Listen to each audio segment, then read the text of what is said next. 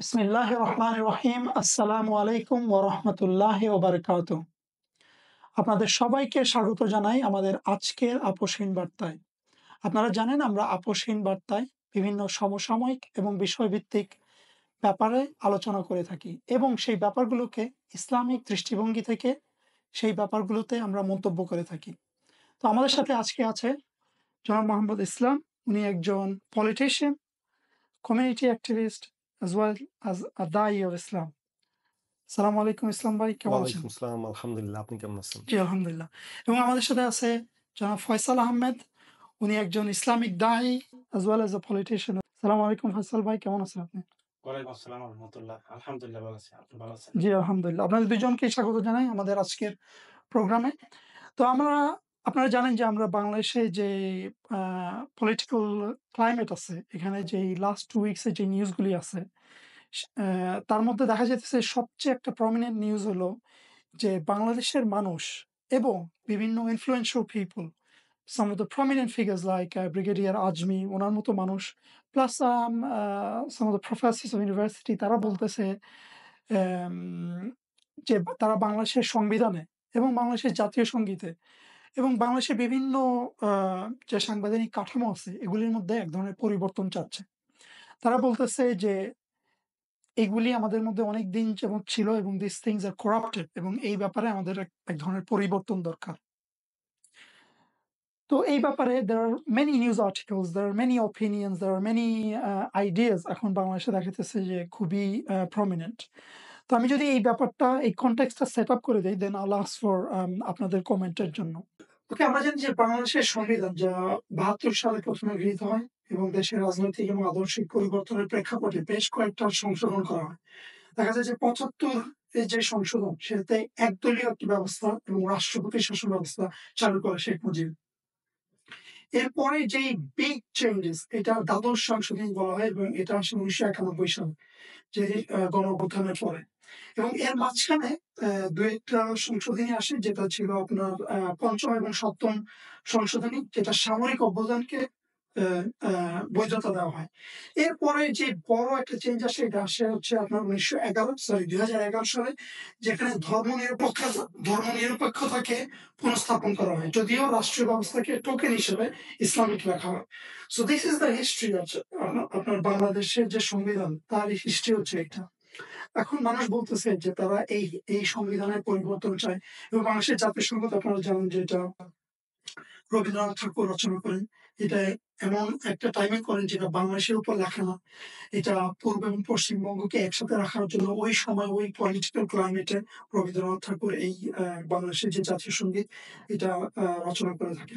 তো মানুষ বলতেছে এই পরিবর্তনগুলি হওয়া উচিত। তো আমার আপনাদের কাছে আলোচনার বিষয় হচ্ছে যে আসলে মানুষ কি ধরনের পরিবর্তন চাইতেছে এবং কোন ধরনের পরিবর্তন আসলে চাওয়া উচিত এবং কোন ধরনের পরিবর্তনগুলি আমাদের আসলে দরকার, এই ব্যাপারে যদি আপনাদের কোনো মন্তব্য থাকে। ধন্যবাদ মাহবুব ভাই। জনগণ এখন, আপনার প্রশ্নটা ছিল জনগণ এখন পরিবর্তন চাচ্ছে বিভিন্ন বিষয়ে। তো আমি এই বিষয়টা বলার আগে একটা বিষয় ক্লিয়ার করতে চাই, সেটা হচ্ছে একটি জাতিরাষ্ট্র বা জাতীয়তাবাদী রাষ্ট্রের উপাদান বা এর বৈশিষ্ট্যগুলো কি। তো নর্মালি আমরা যদি দেখি, একটা জাতিরাষ্ট্র স্পেসিফিক একটা এরিয়া নিয়ে গঠিত হয়, তার মধ্যে স্পেসিফিক কিছু ভাষাভাষী মানুষ থাকে, কিছু বর্ণের মানুষ থাকে, এবং প্রতিটি জাতিরাষ্ট্র আপনি দেখবেন কোনো একটা ইনসিডেন্টকে কেন্দ্র করে ঘটে। যেমন বাংলাদেশ হচ্ছে মুক্তিযুদ্ধকে কেন্দ্র করে একটা জাতিরাষ্ট্র গঠিত হয়, এরকম প্রতিটা রাষ্ট্রের এক একটা ঘটনা থাকে, এবং ওই ঘটনার ভিত্তিতে কিছু কমন কিছু ইমোশন থাকে। যেমন ধরেন ২১শে ফেব্রুয়ারি, ভাষা আন্দোলন, এবং জাতিরাষ্ট্র গঠনের একটা নেতৃত্বে একজন জাতির পিতা, যেমন আমরা দেখি বাংলাদেশের ক্ষেত্রে শেখ মুজিবুর রহমান বা মোহাম্মদ আলী জিন্নাহ বা কামাল পাশা, এরকম জাতির পিতাকে আমরা দেখতে পারি। এর পাশাপাশি ওই জাতিরাষ্ট্র কমন কিছু কাব্যচর্চা বা সাহিত্য, যেমন ধরেন দেশাত্মবোধক গান, জাতীয় সঙ্গীত, এই জিনিসগুলোকে জনগণকে কানেক্ট করার জন্য এই জিনিসগুলোর চর্চা রাষ্ট্রীয়ভাবে করা হয়। এবং জাতিরাষ্ট্রগুলা তার যে নির্দিষ্ট বর্ডার আছে, ওই বর্ডার অনুযায়ী তার ইমোশন বা তার চিন্তাকে পরিবর্তন করার চেষ্টা তার চিন্তাধারাকে ঘিরে রাখে। তো এখন আসুন জাতিরাষ্ট্রের কিছু কমন বৈশিষ্ট্য আছে। যেমন আপনি দেখবেন প্রতিটি জাতিরাষ্ট্র তার নিজের জাতিরাষ্ট্রকে সুপিরিয়র মনে করে। যেমন আমরা ছোটবেলা থেকে পড়ে আসছি যে আমার দেশ সকল দেশের রানী, বা সবাই তার দেশকে অন্য জাতির উপর প্রাধান্য দেয়। এটা হচ্ছে প্রতিটা জাতীয়তাবাদী রাষ্ট্রের একটা কমন বৈশিষ্ট্য। মানুষের মধ্যে এই ধরনের একটা মাইন্ডসেট থাকে। এরপরে হচ্ছে যে বৈশিষ্ট্যটা কমন সব জাতীয় রাষ্ট্রের মধ্যে, সেটা হচ্ছে অন্য জাতির উপর নিজের জাতিকে প্রাধান্য দেওয়া এবং অন্য জাতির উপর কর্তৃত্ব বা ক্ষমতা প্রতিষ্ঠার একটা কম্পিটিশন থাকে। যেমন ধরেন ব্রিটেন, সে একটি জাতীয়তাবাদী রাষ্ট্র এবং তার জাতিকে সুপিরিয়র করার জন্য দেখা গেছে পৃথিবীর বেশিরভাগ জায়গায় শোষণ বা দমনপীড়ন চালিয়েছে। সেম কাজটা আমেরিকা করছে। তো এটা হচ্ছে জাতীয়তাবাদী রাষ্ট্রের একটা কমন বৈশিষ্ট্য, যে তার জাতিকে অন্য জাতির উপর প্রতিষ্ঠিত করতে চায়। তো এখন আমরা একটু এই জাতীয়তাবাদী রাষ্ট্রের হিস্ট্রিটা দেখি। যে আমরা জানি যে মুসলিম আগে ছিল, মুসলিম সকল রাষ্ট্র একটি ভূখণ্ডের অধীনে ছিল। আমরা বলি যে আমরা এক উম্মা ছিলাম, হ্যাঁ, এবং আমরা শুনি যে আমরা আগে অর্ধ পৃথিবী শাসন করেছি আমরা এক উম্মার অধীনে। তো এই একটি উম্মা কিভাবে এখন আজকে 57টিরও বেশি দেশে বিভক্ত হলো? এর মূলে হচ্ছে সাম্রাজ্যবাদী শক্তিগুলা। আপনি জানেন মুসলমানদের সাথে বহু বছর, শত শত বছর থেকে ক্রুসেড যুদ্ধ সংগঠিত হয়ে আসছিল, কিন্তু বিভিন্নভাবে এই পুরো ইউরোপীয় বা পশ্চিমা শক্তিরা মুসলমানদের সাথে পেরে উঠছিল না। তো এই ব্যাটলফিল্ডে তারা বারবার পরাজিত হওয়ার পরে তাদের দীর্ঘ কমপক্ষে 400 বছরের পরিকল্পনা মুসলমানদেরকে ইন্টেলেকচুয়াল ব্যাটলে হারিয়ে দেওয়ার জন্য যে কনসেপ্ট তারা নিয়ে এসেছিল, তার মধ্যে অন্যতম হচ্ছে একটি জাতীয়তাবাদী কনসেপ্ট। আরও কনসেপ্ট ছিল, যেমন সেকুলারিজম, এরকম অনেকগুলো কনসেপ্ট ছিল। তো জাতীয়তাবাদী কনসেপ্ট এর মধ্যে একটি অন্যতম। তো তারা বিভিন্নভাবে এই জাতীয়তাবাদী কনসেপ্টটা মুসলিম উম্মার মধ্যে সামহাও স্টাবলিশ করতে সক্ষম হয়। ধরেন আরবদেরকে তারা এটা বোঝাতে সক্ষম হয় যে আরবরা সুপিরিয়র, অনারবরা কেন নেতৃত্ব থাকবে। সেমভাবে টার্কিশদেরকে বলা হয় যে টার্কিশরা নেতৃত্বে, অনারবরা কেন তাদের সুপিরিয়রিটি দেখাবে। তো এইভাবে এই একটা মানে জাতীয়তাবাদী বিষবৃক্ষ এই মুসলমান উম্মার মধ্যে তারা স্টাবলিশ করতে সক্ষম হয়। এজ এ রেজাল্ট আমরা জাতিগতভাবে ভাষার ভিত্তিতে অথবা বর্ণের ভিত্তিতে আমরা ঐক্যবদ্ধ হতে শুরু করি। এবং আপনি দেখবেন ম্যাক্সিমাম মুসলিম কান্ট্রিগুলা 1924 সালের পরে স্বাধীনতা অর্জন করে। কারণ 1924 সাল পর্যন্ত মুসলমানরা কিন্তু সেন্ট্রাল খিলাফতের আন্ডারে ছিল, যদিও ওই সময় অনেকটা দুর্বল অবস্থায় ছিল, কিন্তু তারপরেও মুসলমানরা ঐক্যবদ্ধ ছিল। এবং এরপরে মুসলিম দেশগুলো বিভিন্নভাবে স্বাধীন হিসেবে ঘোষণা দিতে থাকে এবং একটা একটা করে বিচ্ছিন্ন হতে থাকে। ওকে ফাসল ভাই, বুঝতে পারলাম যে আপনি বলতেছেন যে জাতীয়তাবাদের উৎপত্তি কোত্থেকে আসছে এবং এর উদ্দেশ্য কি ছিল, সাম্রাজ্যবাদীদের উদ্দেশ্য এর পিছনে কি ছিল। কিন্তু আমি বলতে চাইছি সাধারণ মানুষের বোঝার জন্য যে এই জাতীয়তাবাদের উৎপত্তি বা এই যে আইডেন্টিটি সমাজবাদীরা আমাদের মধ্যে তৈরি করছে এবং আমাদের যে আপনি বললেন 57টা দেশে আমাদেরকে বিভক্ত করছে, এর সাথে আমাদের বাংলাদেশের যে কারেন্ট কনটেক্সট, যে আমরা এখন পরিবর্তন চাইতেছি আমাদের সংবিধানের বা জাতীয় সঙ্গীতের বা যেই জাতীয় সত্তা, এর কিভাবে সংযোগ করবেন আপনি? জি মামু ভাই, আমি এতক্ষণ জাতীয়তাবাদের বৈশিষ্ট্য এবং জাতীয়তাবাদের যে রাষ্ট্রের একটা উপাদান এবং কিভাবে মুসলিমরা জাতীয়তাবাদী কনসেপ্টে বিভক্ত হয়েছে এই বিষয়টা আলোচনা করলাম। তো ডেফিনেটলি আমি যদি জাতীয়তাবাদী রাষ্ট্রের স্পিরিট গুলো এখন আলোচনা করি, আপনি এটার সাথে কানেকশন খুঁজে পাবেন যে কেন মানুষ আসলে এখন পরিবর্তন চাচ্ছে, সংবিধানের পরিবর্তন বা জাতিসংঘের পরিবর্তন। প্রথমত বাংলাদেশের বেশিরভাগ মানুষ মুসলিম, তারা একটা কালচার, তারা একটা আদর্শে লালন করে বড় হয়, সেটা হচ্ছে ইসলামিক আদর্শ। তো ইসলামিক আদর্শে আমরা দেখি যে ইসলামের বিশ্বাসের ভিত্তি হচ্ছে ইসলামে একতার ভিত্তি হচ্ছে বিশ্বাস। সেটা হচ্ছে যে পৃথিবীর যে কোনো প্রান্তে, যে কোনো ভাষা, যে কোনো বর্ণের মানুষ যে লা ইলাহা ইল্লাল্লাহ পড়ে, সে বিশ্বাসী ভাই, এবং এটা হচ্ছে আমাদের স্রষ্টাগতভাবে আমরা এই বিশ্বাস ধারণ করি। কিন্তু আপনি যদি জাতীয়তাবাদী রাষ্ট্রের এই স্পিরিটটা দেখেন, সেখানে হচ্ছে একটা একটা নির্দিষ্ট বর্ডারের মধ্যে যারা থাকবে তারাই হচ্ছে আমার প্রিয়জন বা তারাই হচ্ছে আমার ভাই। তো এখানে কমপ্লিটলি একটা আমাদের তো এখানে কমপ্লিটলি মুসলমানদের বিশ্বাসের সাথে জাতীয়তাবাদী রাষ্ট্রের বিশ্বাসের একটা কনফ্লিক্ট তৈরি হয়। দ্বিতীয় যে বিষয়, ইসলামিক মূল্যবোধ আমাদেরকে শিক্ষা দেয় ন্যায় অন্যায়ের ভিত্তিতে কোনো কিছু জাজ করা এবং সবসময় ন্যায়ের পক্ষে দাঁড়ানো। কিন্তু জাতীয়তাবাদী বিশ্বাস আমাদেরকে এই জিনিসটা প্রমোট করে না। ফর এক্সাম্পল, বাংলাদেশ যদি কোনো অপারেশন চালায় বা কোনো দেশের সাথে যুদ্ধ হয়, তখন আমি স্বাভাবিকভাবেই অংশগ্রহণ করব। এটাই স্বভাবজাত একটা কনসেপ্ট আমাদের মধ্যে। এখানে আমরা দেখব না কে ন্যায় কে অন্যায়। তো এই বিষয়টা ইসলামিক বিশ্বাসের সাথে আরেকটা কনফ্লিক্ট। তার যে বিষয়, ইসলামের স্পিরিট হচ্ছে এক উম্মাহ, এক ভূমি, এক স্রষ্টা, বা আমাদের একটি জীবন ব্যবস্থা। তো আমরা সবাই ভাষা, বর্ণ, জাতি সবকিছুর ঊর্ধ্বে আমরা বিশ্বাসের ভিত্তিতে এক উম্মাহ, এক ইলাতে বিশ্বাস করে আমরা একতাবদ্ধ হই। কিন্তু জাতি রাষ্ট্রগুলো আমাদেরকে ভাষাগত, বর্ণগত বা বিভিন্ন ভৌগোলিকভাবে বিভক্ত করে। এইখানে ইসলামের সাথে আরেকটা জাতীয়তাবাদী রাষ্ট্রের দ্বন্দ্ব তৈরি হয়। চতুর্থ যে বিষয়, সেটা হচ্ছে আমাদের ধর্মবিশ্বাস আমাদেরকে শেখায় যে সমস্ত কর্তৃত্ব শুধুমাত্র আল্লাহর এবং সবকিছুর উপর আমরা আল্লাহকে প্রাধান্য দিব। কিন্তু জাতীয়তাবাদী রাষ্ট্রে রাষ্ট্রীয়ভাবে আরেকটা সিমিলার ধর্ম প্রচার করা হয়। যেমন ধরেন, দেশপ্রেমকে সবকিছুর ঊর্ধ্বে চিন্তা করা হয়। আপনি হয়তো শুনে থাকবেন, অনেক সময় অনেকে বলে থাকে আমি আগে বাঙালি পরে মুসলিম। তার মানে তার বাঙালি জাতীয়তাবাদী সত্তাটাকে সে সবার উপরে রেখেছে। এরপরে হচ্ছে আমাদের ধর্মীয় বিশ্বাসের সিমিলারলি আরেকটা ধরেন, জাতির পিতা হিসেবে এমন কিছু মানুষকে একদম ওয়ারশিপের জায়গায় নিয়ে যাওয়া হয়, বা জাতিকে ইমোশনালি অ্যাটাচ করার জন্য ন্যাশনাল অ্যান্থম, জাতীয় সঙ্গীতগুলা আমাদের হোলি স্পিরিট হিসেবে কাজ করে। আমরা ধরেন যেভাবে ইসলামে কিছু স্পেশাল দিন আছে, যেমন ধরেন আমাদের ঈদ আছে, আশুরার দিন আছে, সেইভাবে দেখা গেছে 21শে ফেব্রুয়ারি, পহেলা বৈশাখকেও এমন একটা শেপে নিয়ে আসা হয়।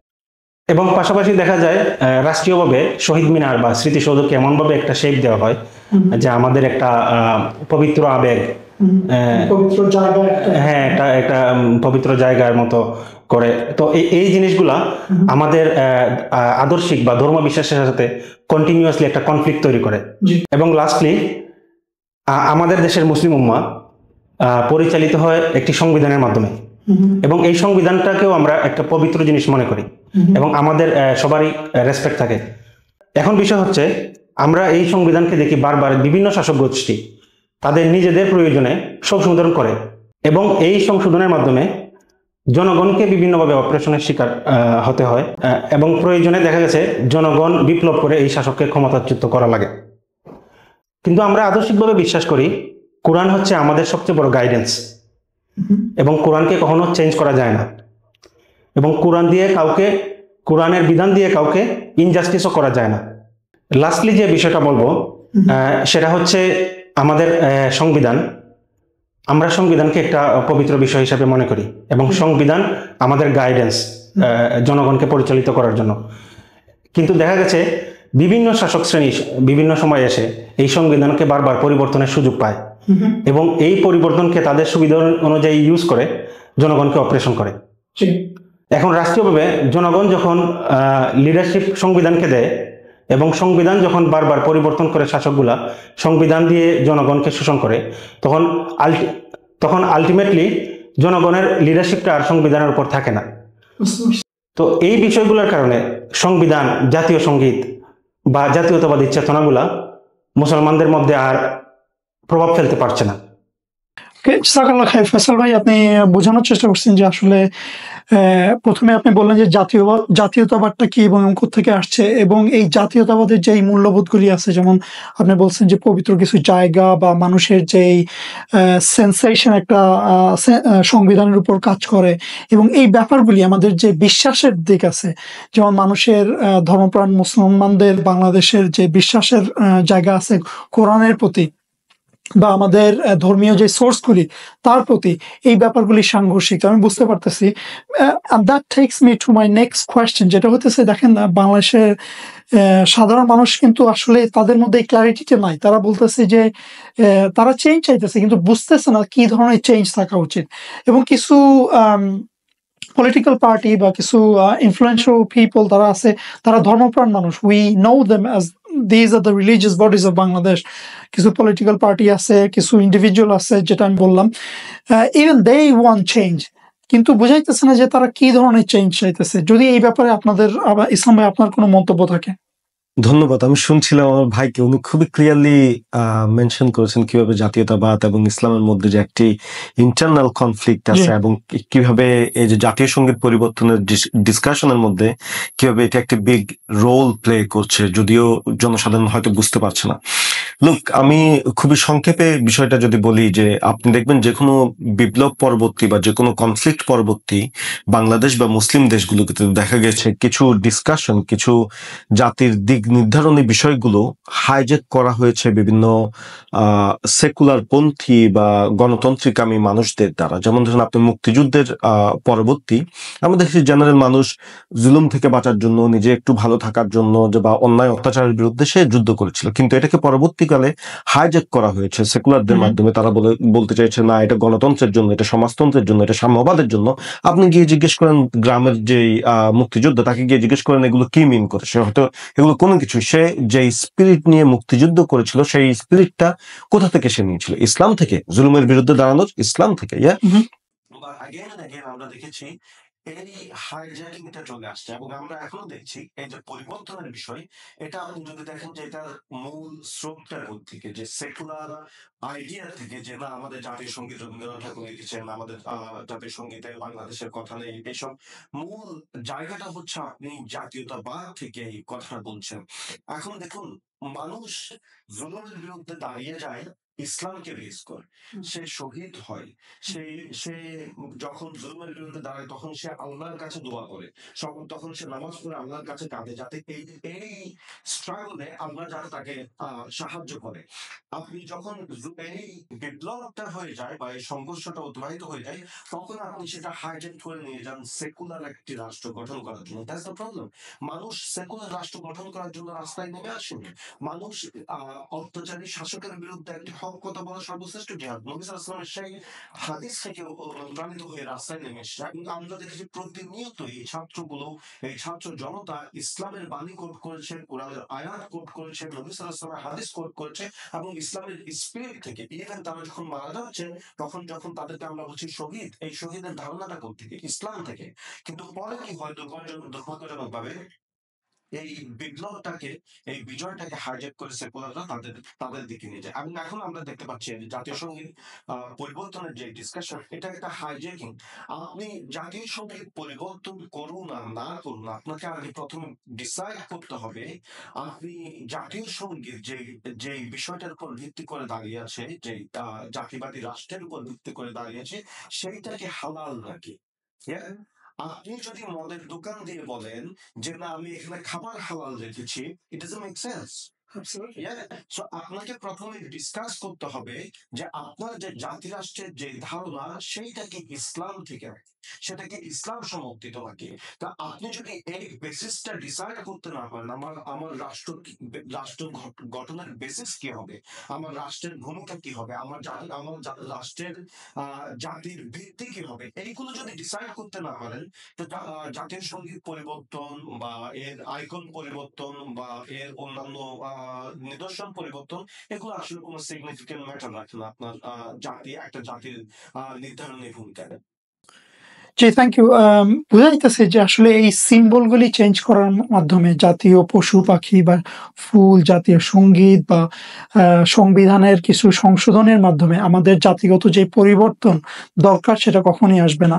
এই ব্যাপারে we have some Islamic guidance, যেটা আমরা যদি আমাদের সোর্সগুলির দিকে তাকাই, সেখানে এই ব্যাপারে কিছু ক্লিয়ার কাট গাইডেন্স আছে, যেখানে আল্লাহ সুবহানাহু ওয়া তাআলা কোরআনে বলতেছেন সূরা মায়েদার আয়াত নাম্বার 49-এ, بعد أعوذ بالله من الشيطان الرجيم بسم الله الرحمن الرحيم وأن احكم بينهم بما أنزل الله ولا تتبعوا أهواءهم وأحذرهم আই ইয়াফতিনুকা আম বাদি মা আনজালাল্লাহু ইলাইক, যেখানে আল্লাহ সুবহানাহু ওয়া তাআলা রাসূলুল্লাহ সাল্লাল্লাহু আলাইহি ওয়াসাল্লামকে উদ্দেশ্য করে বলতেছেন যে আপনি তাদের মধ্যে আল্লাহ যা অবতীর্ণ করেছে তা দ্বারা বিচার করুন এবং তাদের খেয়াল খুশির কোনো অনুসরণ করবেন না। এবং বলতেছে সতর্ক থাকুন তারা যেন আপনাকে আল্লাহর পক্ষ থেকে আল্লাহর পক্ষ থেকে অবতীর্ণ কোনো বিধান থেকে বিচ্যুত না করে। কি বলার চেষ্টা করছেন আল্লাহ রাসূলুল্লাহ সাল্লাল্লাহু আলাইহি ওয়াসাল্লামকে উদ্দেশ্য করে যে আল্লাহ যেই বিধান আমাদের প্রতি দিয়েছেন সেই বিধান দিয়ে আমাদেরকে শাসন করতে এবং আমাদের যে ডিজায়ার আছে, আমাদের যে বিভিন্ন ধরনের হাওয়া আছে, আমাদের যে বিভিন্ন ধরনের চিন্তা আছে দুনিয়াবি, এইগুলো যাতে আমাদেরকে কোনোভাবে এফেক্ট না করে। এবং বলতেছেন যে বি কেয়ারফুল, যে এই ব্যাপার থেকে, এই সোর্স থেকে কেউ যাতে আপনাকে মিসডাইরেক্ট না করে। দ্যাটস ওয়ান অফ দ্য আয়াত is very profound in this matter. আরেকটা আয়াতে আল্লাহ আমাদেরকে বলতেছেন, I think this is a very famous আয়াত, আমরা সবাই জানি। আউযু বিল্লাহি মিনাশ শাইতানির রাজিম। কুনতুম খায়রা উম্মাতিন উখরিজাত লিন-নাস তা'মুরুনা বিল মা'রুফি ওয়া তানহাউনা আনিল মুনকার ওয়া তু'মিনুনা বিল্লাহ। যেখানে আল্লাহ সুবহানাহু ওয়া তাআলা আমাদেরকে বলতেছেন যে তোমরা হচ্ছে সর্বশ্রেষ্ঠ জাতি। আল্লাহ আমাদেরকে বানাইছেন সর্বশ্রেষ্ঠ জাতি হিসেবে, যাতে আমরা খারাপ কাজে বাধা দিতে পারি এবং ভালো কাজে মানুষকে উৎসাহ দিতে পারি। তো আপনি যে জাতিসত্তার কথা বললেন, আমাদেরকে বুঝতে হবে যে আমরা কোন জাতি। আমরা কি বাঙালি জাতি, না আমরা কি সে আল্লাহর প্রদত্ত সর্বোত্তম জাতি? সো এই ব্যাপারে যদি আমরা ফোকাস করি, আমরা যেহেতু বাংলাদেশের মানুষ ৯০ ভাগের বেশি মানুষ মুসলমান, আমাদেরকে বুঝতে হবে যে আল্লাহ সুবহানাহু ওয়া তাআলা is addressing you and I here. আমাদেরকে বলতেছে তোমরা হচ্ছে সর্বোত্তম জাতি। সো আমাদের ওই জাতিসত্তা থেকে কাজ করতে হবে যে আমরা আল্লাহ প্রদত্ত ওই সর্বোত্তম জাতি, যারা মানুষকে ভালো কাজের পথে থাকবে এবং খারাপ কাজে বাধা দিবে। এবং এই হবে আমাদের জাতিসত্তার ভিত্তি। তো আমার মনে হয় যে আমরা যদি বাংলাদেশের সংবিধানের পরিবর্তন চাই, আমাদের যে জাতিসত্তার পরিবর্তন চাই, this is the way you should be going ইনশাআল্লাহ। ওকে ব্রাদার্স, আরেকটা নিউজ যেটা খুবই প্রমিনেন্টলি আমরা দেখতে পাইতেছি বিভিন্ন নিউজ মিডিয়াতে এবং সোশ্যাল মিডিয়াতে, সেটা হচ্ছে যে ২০০৯ সালে যে পিলখানার ম্যাসাকার হয়েছিল সেই ব্যাপারটা নিয়ে। এই ব্যাপারটা নিয়ে এতদিন পরে, আপনার ধরেন অলমোস্ট ১৫ বছর পরে এত হইচই চলতেছে, কারণ ওই ঘটনা হওয়ার পরে আওয়ামী লীগ যে সরকার ছিল ১৫ বছর, যে স্বৈরাচার সরকার ছিল, তারা সরকারিভাবে যেই মতবাদটা দিছে বা যেই ন্যারেটিভটা দিছে, এর বিরুদ্ধে কোনো মিডিয়া বা কোনো পার্সোনালিটি বা কেউ অল্টারনেটিভ কোনো ন্যারেটিভ বা অল্টারনেটিভ কোনো বক্তব্য দিতে পারে নাই। তো যেহেতু এই সরকারের পতন হয়েছে ১৫ বছর পরে, মানুষের বলার সেই সুযোগটা এখন আসছে। এজন্য মানুষ তাদের অবস্থান থেকে আগায় এসে বলতেছে যে কি হয়েছিল এবং what was the reality। আমরা জানি যে ২০০৯ সালের ফেব্রুয়ারি মাসে যেখানে পিলখানার মধ্যে আপনার পিডিআর এর কিছু সোলজার্সরা আর্মির ৫৭ জন অফিসারকে গুলি করে হত্যা করে এবং তাদের ফ্যামিলির অনেক মানুষকে নির্যাতন করে এবং তাদেরকে অনেকভাবে নিপীড়ন করে। এবং এই ঘটনার পরে আমি যেটা বললাম যে একটা অফিসিয়াল ন্যারেটিভ ছিল গভর্নমেন্টের, এছাড়া আর কোনো ন্যারেটিভ আমরা শুনতে পারি নাই।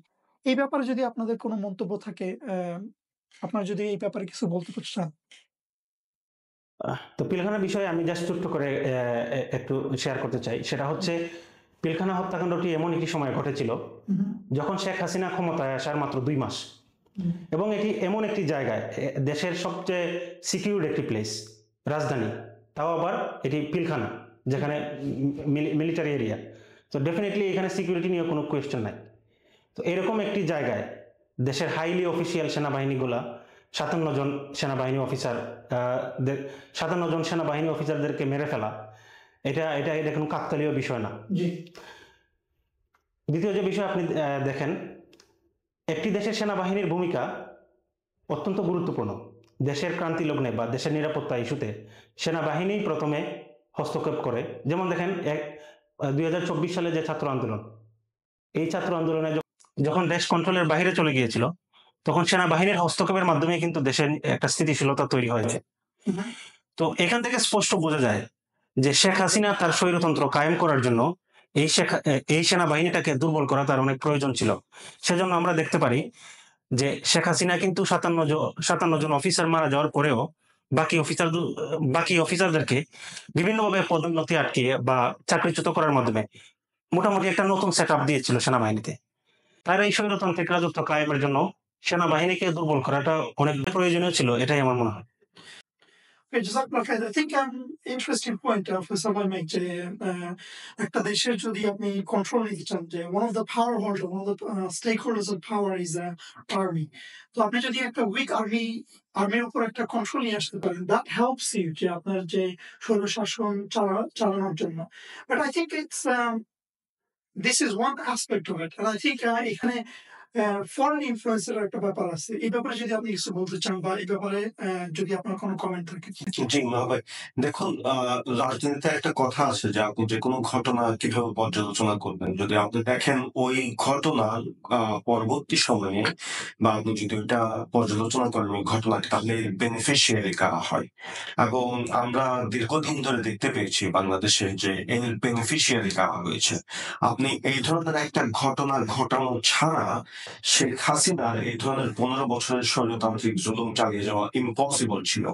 এবং এই জন্য আমরা দেখেছি তড়িঘড়ি করে সে আসা মাত্রই যে এই ধরনের একটি ঘটনা অত্যন্ত সিকিউর, বাংলাদেশের অত্যন্ত সিকিউর একটি জায়গায় এই ধরনের একটি ঘটনা। তাহলে আপনি যদি এখন এই যে 15 বছরের আজকে আমরা যে বিষয়টার বাস্তবতা দেখতে পাচ্ছি, আমরা দেখতে পাচ্ছি যে এই ঘটনা থেকে সবচাইতে বড় বেনিফিশিয়ারি স্টেক হোল্ডার হচ্ছে শেখ হাসিনা এবং তার দোসর ভারত। যেহেতু ভারত শেখ হাসিনাকে এতদিন ধরে রাজনৈতিক আপনার প্রতিপালনের মাধ্যমে তাকে টিকিয়ে রেখেছে, তাহলে এই ঘটনার সরাসরি বেনিফিশিয়ারি শেখ হাসিনা এবং ভারত। তাহলে আমরা বুঝতে পারি যে এখনকার পর্যালোচনা থেকে যে এই ঘটনাটি আসলে কারা ঘটিয়েছিল। এবং মানুষের মনে এখন যেহেতু অনেকগুলো ন্যারেশন বের হয়ে আসছে, এখন যারা ওই সময় নির্যাতিত হয়েছিল তারা বের হয়ে এসে বলছে, তখন এটা ক্লিয়ারলি বোঝা যায় যেহেতু ওই সময় তেমন কোনো আপনার যে ইনভেস্টিগেটিভ জার্নালিজম বা এই ধরনের কোনো বক্তব্য কারোর পক্ষ থেকে আমরা শুনিনি। সব ধরনের মানুষই আপনি যেটা বলছিলেন যে গভর্নমেন্টের যে ন্যারেটিভ ওইটা নিয়েই তারা অ্যাকসেপ্ট করেছিল। আমরা এখানে দেখতে পেয়েছি ওই সময় যারা গভর্নমেন্টের ন্যারেটিভকে চ্যালেঞ্জ করে যে অল্টারনেটিভ ন্যারেটিভ দিয়েছিল, এই ধরনের কিছু সত্যনিষ্ঠ রাজনৈতিক দলকে তারা ওই সময় নিষিদ্ধ করেছে। আমরা দেখলাম যে ঘটনার পরিক্রমায়। তাহলে আপনি ইভেন এই ঘটনাটি যে সত্যনিষ্ঠভাবে প্রেজেন্ট করা উচিত এক সময় যে নিষিদ্ধ, কারণ এই কথা বলতে গেলে আপনাকে নিষিদ্ধ হয়ে যেতে হচ্ছে। তাহলে আমরা দেখতে পাই যে এই ঘটনা আসলে বেনিফিশিয়ারি কে। এখান থেকে বোঝা যায় যে এই ঘটনাটি আসলে কারণ ঘটিয়েছিল। ওকে, ইসলাম ভাই, আরেকটা ব্যাপারে, এই ব্যাপারে যখন আমরা কথা বলি, আমাদের লক্ষ্য করা উচিত যে অনেকে মনে করতে পারে যে ভারতের কি স্বার্থ হইছে বাংলাদেশের মধ্যে আইসা তারা 57 জন আর্মি অফিসারকে এবং তাদের ফ্যামিলি মেম্বার এবং in total I think 74 people were killed. ভারতের কি স্বার্থ এখানে? They have to understand the geopolitical reality of India. India is surrounded by Pakistan, a small border with Afghanistan, China, Myanmar, Nepal. All of these countries are hostile towards India. তারা সবাই ইন্ডিয়ার সাথে একটা hostility মূলক সম্পর্ক আছে। তো ইন্ডিয়ার সার্ভাইভালের জন্য, ইন্ডিয়া যদি সার্ভাইভ করতে চায় এই জিওপলিটিক রিয়ালিটিতে, তাদের definitely they need a friendly nation, they need a nation যারা সাবসার্ভিয়েন্ট তাদের মধ্যে। এবং আপনি যদি একটা রাষ্ট্রকে সাবসার্ভিয়েন্ট করতে চান, আমি যেটা আগে বললাম, ওয়ান অফ দ্য কি এলিমেন্ট হইতেছে ওই দেশের আর্মি।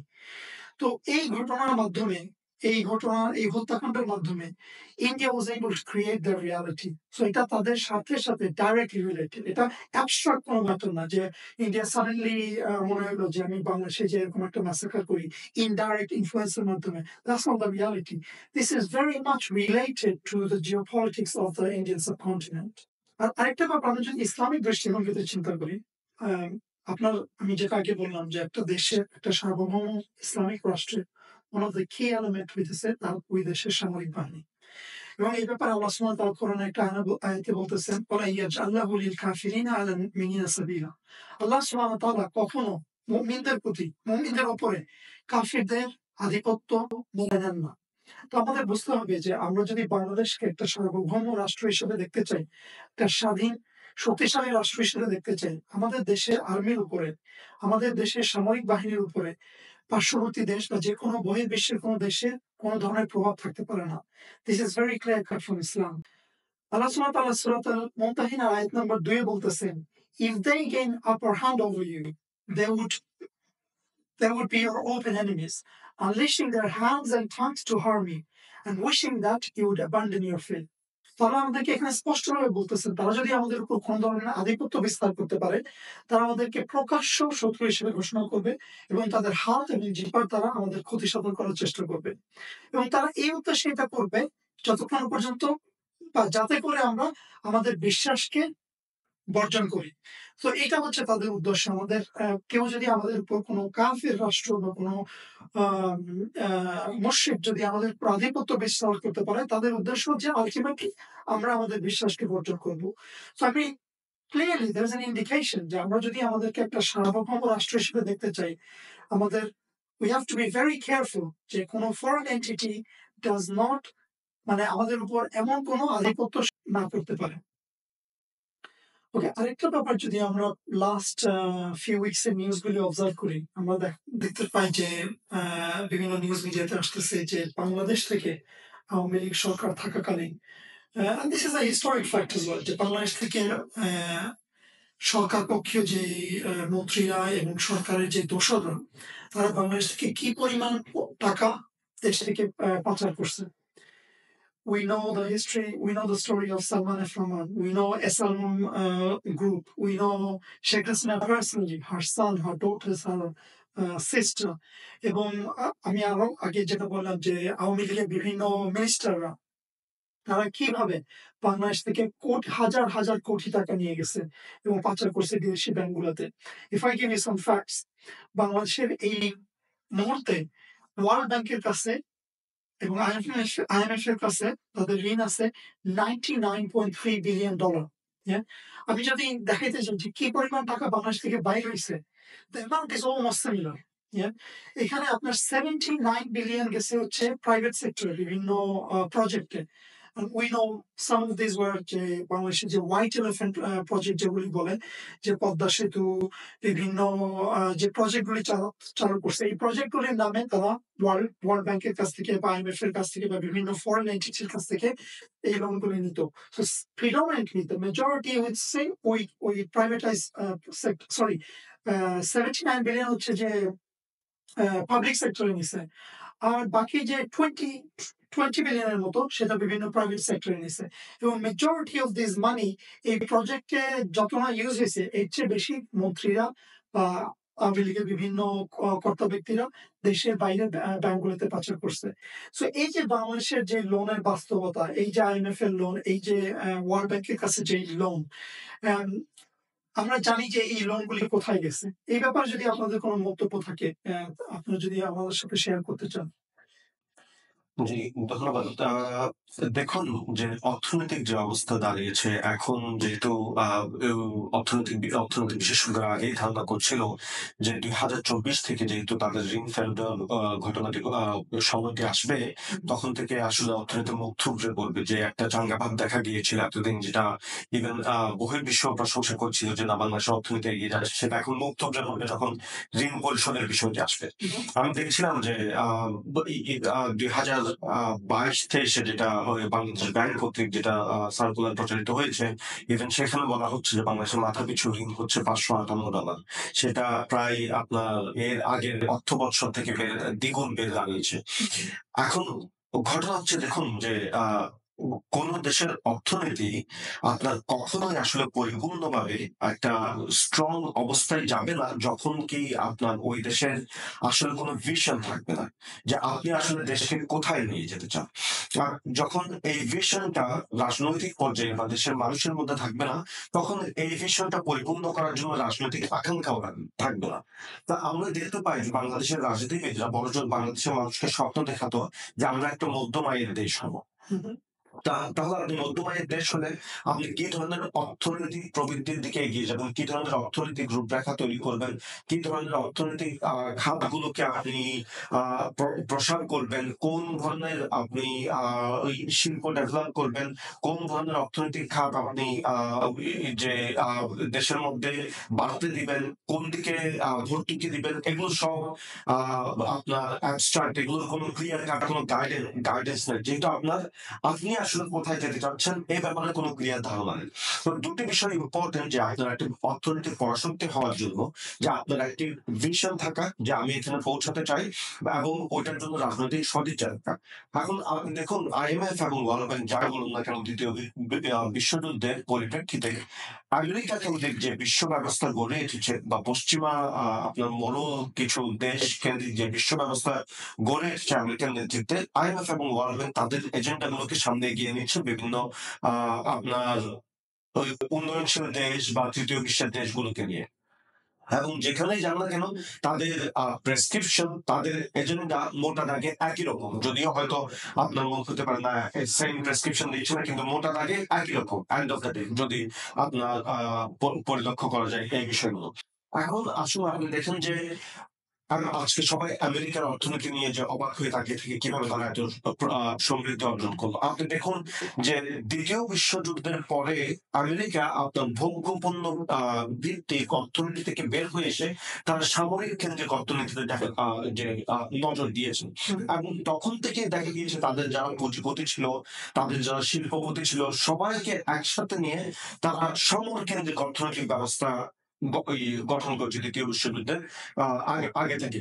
যখন দ্বিতীয় বিশ্বযুদ্ধ শুরু হলো তখন দেখা গেল যে তাদের অর্থনীতি এতটাই চাঙ্গা হয়ে গেল দ্বিতীয় বিশ্বযুদ্ধকে কেন্দ্র করে, সামরিক অস্ত্রাদি, সামরিক যানবাহন এবং আপনার টেকনোলজি, যোগাযোগ ব্যবস্থা সবকিছুতে এত চাঙ্গা হয়ে গেল যে তাদের শ্রমিক সংকট দেখা গেল। আপনার মাথায় রাখতে হবে কিভাবে তারা এই পর্যায়ে আসলো, যে সমর কেন্দ্রিক একটা অর্থনৈতিক ব্যবস্থাকে গড়ে তুলে। ইভেন এমন একটা সময় এসেছিল যে তাদের রাস্তার বিকালে পর্যন্ত যে আপনার জব খোঁজার জন্য আপনার সামরিক অফিসগুলোতে আপনার এই লাইনে দাঁড়িয়ে থাকতো, এই অবস্থায় তারা দাঁড়িয়েছিল। কিন্তু তাদের একটা ভিশন ছিল যে তারা দুনিয়াতে সমর কেন্দ্রিক নেতৃত্বে যাবে, এবং দুনিয়ার যুদ্ধ বলেন বা আপনার ডিপ্লোমেসি বলেন বা রাজনৈতিক নেতৃত্বের মাধ্যমে দুনিয়ার নেতৃত্ব স্থান দখল করবে, এবং তারা সেটা করে দেখিয়েছে এই ধরনের অর্থনৈতিক ব্যবস্থা গঠন করার মাধ্যমে। সমর কেন্দ্রিক অর্থনৈতিক ব্যবস্থা গঠন করার মাধ্যমে অন্যান্য যে শিল্পগুলো ছিল সেগুলো এটাকে সাপোর্ট করতে গিয়ে বাই দ্য মিন টাইম এগুলো আপনার ডেভেলপ হয়ে গিয়েছে। যেমন ধরেন আপনি যদি বলেন যে যোগাযোগ ব্যবস্থা, যানবাহন ব্যবস্থা, টেকনোলজি, আপনার টেলিফোন বা আপনার ওয়্যারলেস বা ব্রডব্যান্ড যাই বলেন না কেন, তারপর ইভেন শিক্ষা ব্যবস্থা, এই ব্যবস্থায় যে আপনার গবেষণা করার জন্য, এই সরকারের অর্থনৈতিক ব্যবস্থাকে সাপোর্ট করার জন্য সবকিছু একই সাথে তাল মিলিয়ে যে আমাদের সমৃদ্ধির পথে এগিয়ে গেল। এখন আপনি যদি এই ধরনের কোনো ভিশন না থাকে যে না আমি দুনিয়াতে এই এই এই ক্ষেত্রে নেতৃত্ব দিব, দুনিয়াকে এই ধরনের বিষয়গুলো আপনি সাপ্লাই করবো, এই জন্য আপনি 1953 সালে এই জাপানের অবস্থা দেখুন, যে জাপানের একটা ভিশন ছিল যে আপনার এই হিরোশিমা নাগাসাকির পরে যে আমরা টেকনোলজিক্যাল খাতে এই ধরনের ডেভেলপ করবো, এবং আমেরিকা তারা নেতৃত্ব নিয়ে, যে আমেরিকার সাহায্য নিয়ে তারা এই ধরনের একটা যে অর্থনৈতিক প্রগতির দেশে পৌঁছাতে সক্ষম হয়েছে। মূল পয়েন্টটা হচ্ছে আপনার একটা ভিশন থাকা লাগবে, আপনি কোথায় যেতে চান। সেটা যদি আপনি সমকেন্দ্রিক অর্থনৈতিক ব্যবস্থা গড়ে তুলুন, হ্যাঁ সেটাই।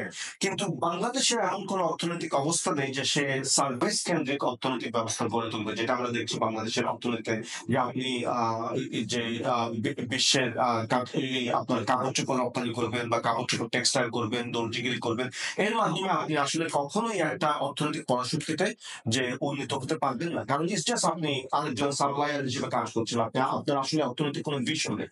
বাংলাদেশের রাজনৈতিক নেতারা লুটপাট তো বাদ দিন, যদি লুটপাটের আমাদের এই ধরনের একটা ভিশন দিত যে না আমরা এখানে পৌঁছাতে চাই, আমরা এই ধরনের অর্থনৈতিক ব্যবস্থা, আপনি শুধুমাত্র IMF থেকে লোন নিচ্ছেন, ওয়ার্ল্ড ব্যাংক থেকে লোন নিচ্ছেন, এবং তাদের চাপে পড়ে এই অর্থনৈতিক ব্যবস্থায় এই ধরনের প্রেসক্রিপশন অনুসরণ করে এই ধরনের আপনি ওলট পালট করছেন, এর মাধ্যমে কোনো অর্থনীতি আসলে আমরা বিশ্বের বুকে দাঁড়াতে দেখিনি, বরঞ্চ আমরা দেখি ধ্বংস হয়ে গেছে। ওকে, সাল্লাহ, বুঝতে পারলাম যে আপনি বলতেছেন যে বাংলাদেশ ইউএসএ বা জাপান যেভাবে তাদের ইকোনমিক একটা ভিশন ছিল, বাংলাদেশে ওই ভিশনটা নাই। তারা হ্যাপহাজার্ডলি আপনার ওয়ার্ল্ড ব্যাংক বা IMF কাছ থেকে বড় বড় লোন নিচ্ছে এই হোয়াইট এলিফ্যান্ট প্রজেক্টগুলির কারণে, এবং দেখা গেছে যে এই প্রজেক্টের মেজরিটি অংশ তারা দেশের বাইরে পাচার করে দিছে, এবং যখন রিপেমেন্টের টাইম আসতেছে সেই রিপেমেন্ট কিন্তু তারা করতে স্ট্রাগল করবে। So that's the reality. আমার মনে হইতেছে যে এই ট্র্যাজেক্টরিতে যদি আমরা আগাইতে থাকি, বাংলাদেশে অর্থনৈতিক ফিউচার কোথায় দাঁড়াবে বা আমাদের ভবিষ্যৎ কোথায়, আমাদের দেশের মানুষের economic future, how does it look like? জি মামুন ভাই, এটা আসলে আমাদের জন্য খুবই একটি কঠিন একটি সময়। কারণ হচ্ছে আমরা দেখতে পাচ্ছি বিগত সময়ে শেখ হাসিনা সরকার শুধুমাত্র এই কসমেটিক উন্নয়নটাকে দিয়ে জনগণকে একটা বুঝ দেওয়ার জন্য এই বিপুল অঙ্কের টাকাগুলা লোন নিয়েছে, এবং এই লোনটা এখন জনগণ পরিশোধ করতে হচ্ছে, এই খেসারত এখন জনগণ দিতে হচ্ছে। তো এখন আলটিমেটলি বাংলাদেশ এই লোনগুলো যদি পরিশোধ করতে না পারে, তাহলে ডেফিনেটলি আইএমএফ এর প্রেসক্রিপশন অনুযায়ী তাদেরকে প্রাইভেটাইজেশনের দিকে যেতে হবে। এবং আমরা দেখছি যে থার্ড ওয়ার্ল্ড কান্ট্রিগুলো যখন আইএমএফ এর লোন নেওয়ার পরে প্রাইভেটাইজেশনের দিকে যায়, পাবলিক প্রপার্টি গুলো যখন প্রাইভেটাইজেশন হয়ে যায়, তখন জনগণের ক্রয় ক্ষমতার বাইরে চলে যায়, জনগণের জীবনযাত্রার ব্যয় বেড়ে যায়। অ্যাজ এ রেজাল্ট জনগণ সাফার করে এবং একটা পর্যায়ে হয়তো দেশ দেউলিয়া হয়ে যায়। তো এটি ক্লিয়ারলি বোঝা যাচ্ছে যে বাংলাদেশের জনগণের উপর এটি বিশাল একটি বার্ডেন। তো এখন বাংলাদেশ এই মুহূর্তে যদি একদম কোনো রুট লেভেলের আমূল পরিবর্তন না করে এই ইকোনমিক সিস্টেমকে জোড়াতালি দিয়ে ক্যারি অন করে, তাহলে ডেফিনেটলি বাংলাদেশ একটি দেউলিয়া রাষ্ট্রে পরিণত হবে। তো আমাদেরকে এখন অল্টারনেটিভ একটি ইকোনমিক সিস্টেম বিল্ড আপ করতে হবে এই পুরো জাতিকে নতুন করে সাজানোর জন্য। ওকে ফয়সাল ভাই, বুঝতে পারলাম যে আপনি বলতেছেন যে বাংলাদেশ যখন এক পর্যায়ে আসবে, যখন এই লোনগুলি রিপেমেন্ট করতে পারবে না এবং দেশের রাষ্ট্রীয় সম্পত্তি যখন ম্যাক্সিমাম প্রাইভেটাইজ হয়ে যাবে, তখন দেখা যাবে যে মানুষের জীবনযাত্রার যে মান সেটা একদম ধূলিসাৎ হয়ে যাবে এবং কোনো স্ট্যান্ডার্ড থাকবে না। যেখানে আমরা জানি রাসূলুল্লাহ সাল্লাল্লাহু আলাইহি ওয়াসাল্লাম একটা হাদিসে বলতেছেন যে আদম সন্তানদের বসবাসের জন্য বাসস্থান এবং আওড়ার জন্য কাপড় এবং ক্ষুধা নিবারণের জন্য এক টুকরো রুটি, এর চেয়ে বড় কোনো অধিকার আর নাই। এবং এই অধিকার হচ্ছে রাষ্ট্রের পূরণ করতে হয়। সেখানে Bangladesh as a country would completely fail. Another thing on the point of আপনি যেটা বলছেন, বাংলাদেশ যদি ইউএসএ বা ফার্স্ট ওয়ার্ল্ডের মডেলেও আগাইতে চায়, তাহলে দেখা যায় যে আপনার I agree with you যে ইউএসএ ইমপ্রুভ করছে তাদের ইকোনমিক সেক্টরে, but who were the beneficiary of this? It's the 1% of the population. তারা 99% অফ পিপলের যে সম্পত্তি তারা ওন করে থাকে। Do we want this future for Bangladesh? We definitely don't want this, because আমাদের রিয়ালিটি কিন্তু একদিকে একই ধরনের। কে এই বিলিয়ন বিলিয়ন ডলার বাংলাদেশ থেকে, অলমোস্ট $90 billion বাংলাদেশ থেকে কারো সরাইছে? That 1% population. This is not the reality আমরা বাংলাদেশের মানুষের জন্য চাই। আল্লাহ সুবহানাহু ওয়া তাআলা এই ব্যাপারে একটা স্পেসিফিক আয়াতে বলেন, সূরা হাশরের আয়াত নাম্বার 7 বলেন, বা'দা আউযু বিল্লাহি মিনাশ শাইতানির রাজিম, লা ইয়াকুনা দাওলাতা বাইনা আগনিয়াই মিনকুম। আল্লাহ বলতেছেন যাতে ধন সম্পদ তোমাদের মধ্যকার বিত্তশালীদের মধ্যেই অবতীর্ণ না থাকে। This is the reality of Bangladesh and this is the reality of the world.